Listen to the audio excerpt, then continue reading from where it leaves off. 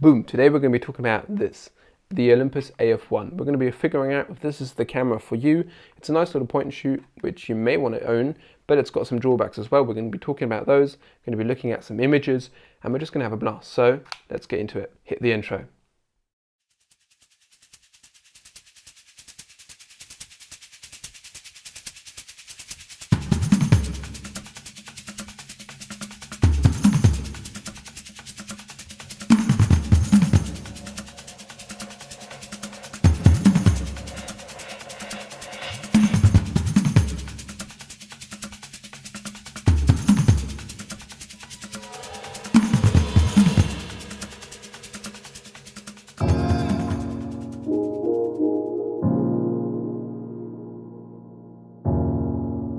Okay, let's start with some fun facts. This camera was actually introduced or unveiled in 1984, so it's pretty much a young timer, and yeah, it's pretty cool.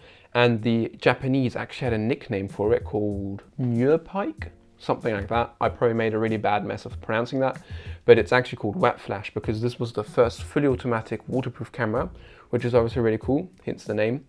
And yeah, it's pretty dope. And also, funnily enough, it was the first Olympus camera to have a plastic element. Doesn't really have to be a bad thing, but it's still like a fun fact. So, and also something to remember is that this is actually not called the Af-1 in America. This is actually called the Olympus Infinity. So that's something to keep in mind if you're looking to purchase this. We're going to now actually get into some more serious stuff, and we're going to be talking about the positives. Okay, so to the positives, we think the price point of this camera is one of its strong points. So at its price point, it's competing to, you know, a disposable camera or getting a couple of disposable cameras, more like 3 disposable cameras. But the point is, if you're considering buying a disposable camera, you should probably just go with this because you can load up pretty much any film and you've got way more features. You know, you've got autofocus obviously, which is really nice. You've got better metering modes, and the experience all in all is more pleasant. And also I think it's more stylish, but whatever. Yeah. And also something that is really great for the price point is the lens. It's a 2.8 35mm lens. Another great feature is obviously that you can load up any film. The metering is really good. We've never had any troubles with it. It's not a, you know, out of the world kind of crazy good, so I wouldn't recommend loading up color positive. It's maybe not suited for that. But negative film, this is really great. We've never had an issue, so that's really good. So like we said, the price, this will set you back about $30 to $40 depending on the deal, and you're getting a 2.8 35mm lens. And something else that has a 2.8 35mm lens is obviously the Meiji 2, but that will set you back $250. Think about that. That's a big difference, and that's why we think this camera is, you know, really cool. And also this is also a different, you know, kind of photographer that's going to be using this, because obviously this is waterproof and dustproof, and also because it's cheap, I think you're more likely to just throw it around and throw it in a bag, or use it in the rain or something, because you're not so worried about, you know, trashing your expensive camera. So for instance, we are using this camera a lot of the time in the gym. So we do climbing. By the way, if you climb, do leave a like. But we use this camera there because obviously it's dusty because of the chalk, and you don't want to take any fancy cameras there. And this is great for like those kind of intimate sport photography kind of shots. Talking about rugged, this thing is built like an absolute tank. It is actually made out of plastic mostly, which is, yeah, doesn't really speak for the quality, but it does feel really solid. And it's got some great features to protect the lens, which is obviously the most sensible part of the camera. And it's actually got a glass element at the very front that just protects the camera, so like a UV filter, I guess, in a kind of way. And also to turn the camera off, you slide this thing in front of it, this plastic cover, and that obviously protects it when you chuck it in your bag and you throw it around and stuff. And we think that's kind of a nifty design to, you know, have it that way. And also it just, I don't know, it feels great. But yeah, that's a really cool feature. So one thing essential to every point and shoot is obviously the built-in flash, and this definitely does have one.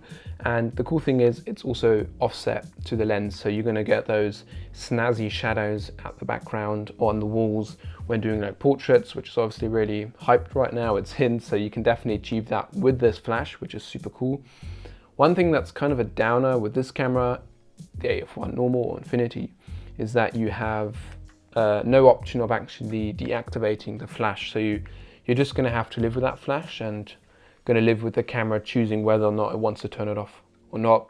You don't have any control of that, which is kind of sad. But there's an alternative, which is the AF1 Super, which is super cool because you can actually turn off the flash.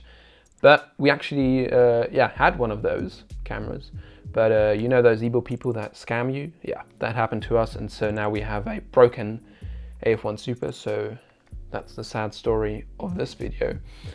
So we could have done a comparison if that would have worked, but it doesn't, so we're just gonna have to live with that. But yeah, that's the downside of this camera. So compared to other point and shoots, especially the Meiji 2, this is quite a lot more thick, and it's obviously just built like a brick, which is kind of, I don't know, it's a more utilitarian design, and it's definitely not an iconic design like a, you know, Meiji 2 or a Rolei 35 to those people who call it Rolei. It's actually called Rolei.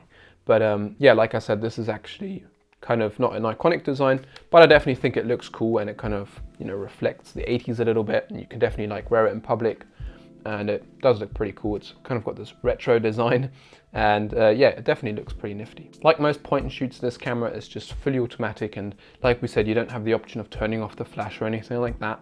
So it's in a way cool because you can just concentrate on shooting and composing. But if you're actually like doing work that you really care about, or you want that, you know, full control like most photographers do, you can't even see what settings you have. So, I mean, that's just something to keep in mind, definitely. But even for more, well, I don't want to say advanced, but, you know, photographers that have been doing this as a hobby for a couple like years, like me, this can be like a cool camera you just take on a film shoot. And I took this camera with me. My good friend behind the camera actually lent it to me, and this was great because I was really busy helping out, you know, loading cameras and loading gear and lights and stuff like that, and I really didn't have much time to take any behind the scenes shots, and I wouldn't have had time to fumble around with any settings or anything, and this was perfect for that because I could just, you know, aim and shoot. Whoop. So conclusion time. We pretty much think this camera embodies the best bang for your buck you can get when it comes to point shoot, an analog point shoot, obviously. There are reasons why this camera is less expensive than a Meiji 2 or other iconic, more expensive point shoots. The main ones obviously being that you can't turn off the flash, that it's more thick, and the other stuff we already talked about in the video. For the money, you're getting a goddamn amount of camera in this thing. So we really think this holds up, and especially for beginners or as a present, this is just perfect. And if you actually want to watch a video on how to get started in analog photography, or you want to share it, there's a video right up here where you can do that. So as you may have noticed, we've actually got a subscriber count right up here.